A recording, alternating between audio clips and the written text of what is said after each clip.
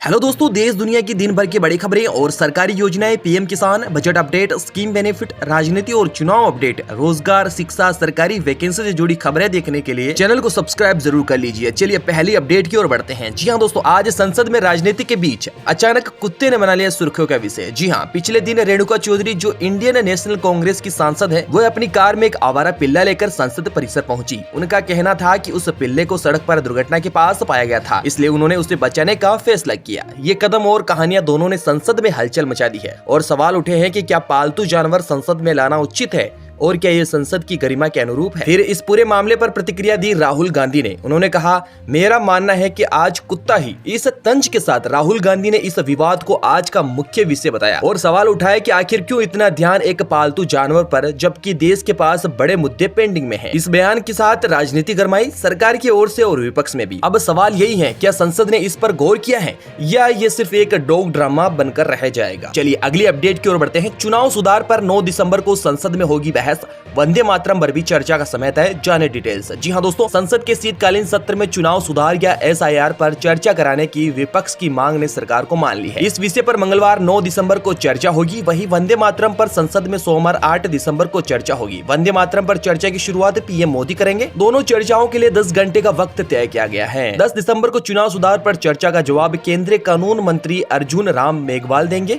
ये दोनों विषय ऐसे हैं जिस पर होने वाली बहस राजनीतिक तापमान को बढ़ा सकते हैं। सदन में इस मुद्दे पर सत्ता पक्ष और विपक्ष दोनों अपने विचार को मजबूती से रखेंगे। चलिए दोस्तों अगली अपडेट की ओर बढ़ते हैं। 1 जनवरी से इन लोगों का पैन कार्ड हो जाएगा बेकार, जाने क्या वजह है। अगर आपने अब तक अपने आधार कार्ड और पैन कार्ड को लिंक नहीं किया है तो जरा जल्दी करें, क्योंकि ऐसा करने के लिए आपके पास सिर्फ 31 दिसंबर 2025 तक का ही समय है। अगर आप आखिरी तारीख तक ऐसा नहीं करते हैं तो आपका पैन कार्ड 1 जनवरी 2026 से इनऑपरेटिव हो जाएगा। इसका मतलब ये है कि आप इनकम टैक्स रिटर्न यानी ITR फाइल नहीं कर पाएंगे, न ही आपको कोई रिफंड मिलेगा। इसके अलावा आपको सैलरी क्रेडिट में भी दिक्कतें आ सकती हैं और आपकी SIB भी फेल हो सकती हैं। आधार और पैन को लिंक करने के लिए आपको कहीं जाने की जरूरत नहीं है। आप घर बैठे आराम से अपने पैन को आधार से ऑनलाइन लिंक कर सकते हैं। चलिए दोस्तों अगली अपडेट की ओर बढ़ते हैं। संचार साथी ऐप को लेकर अब सियासत भी गर्म हो गई है। जी हां दोस्तों, कांग्रेस की प्रियंका गांधी से लेकर कई बड़े नेताओं ने इस ऐप पर अपने अपने रिएक्शन दिए हैं। प्रियंका गांधी ने कहा कि सरकार को जनता की डिजिटल सुरक्षा पर ज्यादा ध्यान देना चाहिए और हर नागरिक के डेटा की रक्षा सबसे बड़ी प्राथमिकता होनी चाहिए। ये एक जासूसी ऐप है, ये हास्यास्पद है। नागरिकों को निजता का अधिकार है। सभी को परिवार और दोस्तों को संदेश भेजने की निजता का अधिकार होना चाहिए। बीजेपी नेताओं का कहना है कि संचार साथी ऐप लोगों की सुविधा और सुरक्षा को ध्यान में रखकर बनाया गया है ताकि मोबाइल फ्रॉड और डिजिटल ठगी पर रोक लगाई जा सके। चलिए दोस्तों अगली अपडेट की ओर बढ़ते हैं। पीएम फसल बीमा योजना रबी सीजन के लिए रजिस्ट्रेशन शुरू, जाने कैसे कर सकते हैं आवेदन। जी हां दोस्तों, रबी सीजन शुरू होते ही किसान भाई बहनों के लिए एक अच्छी खबर आई है। खेती में मौसम का भरोसा कभी नहीं होता, कभी ओलावृष्टि, कभी तेज बारिश या फिर लंबा सूखा।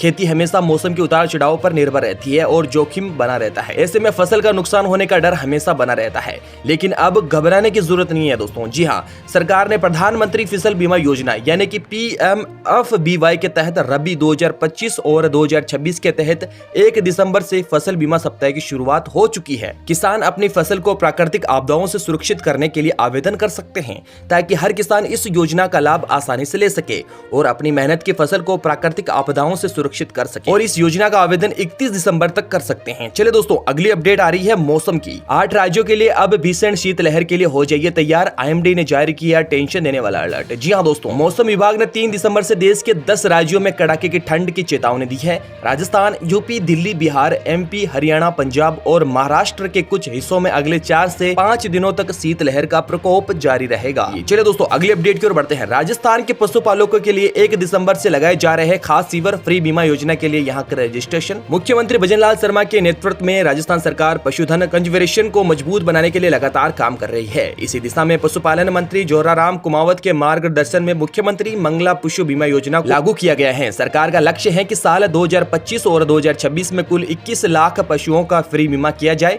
ताकि पशुपालकों को अचानक नुकसान की स्थिति में आर्थिक सुरक्षा मिल सके। इस कैंपिंग की शुरुआत 1 दिसंबर से हो चुकी है। प्रदेश के हर गाँव में खास शिविर लगाए जा रहे हैं, जहाँ पशुपालक आसानी से अपने पशुओं का फ्री बीमा करवा सकते हैं। शिविरों में योजना से जुड़ी जानकारी दी जा रही है। चलिए दोस्तों, अगले अपडेट की ओर बढ़ते हैं। आज से इन पेंशन भोगियों की पेंशन हो जाएगी बंद। देखे कहीं आप भी तो नहीं है लिस्ट में। आज दिसंबर महीने की शुरुआत हो चुकी है। हर साल की तरह इस साल भी पेंशन पाने वालों के लिए लाइफ सर्टिफिकेट जमा कराना जरूरी है।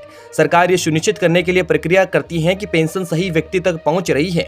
अगर कोई पेंशन भोगी समय पर लाइफ सर्टिफिकेट नहीं देता है तो उसकी पेंशन रोक दी जाएगी। इस साल लाइफ सर्टिफिकेट जमा कराने की आखिरी तारीख 30 नवंबर थी।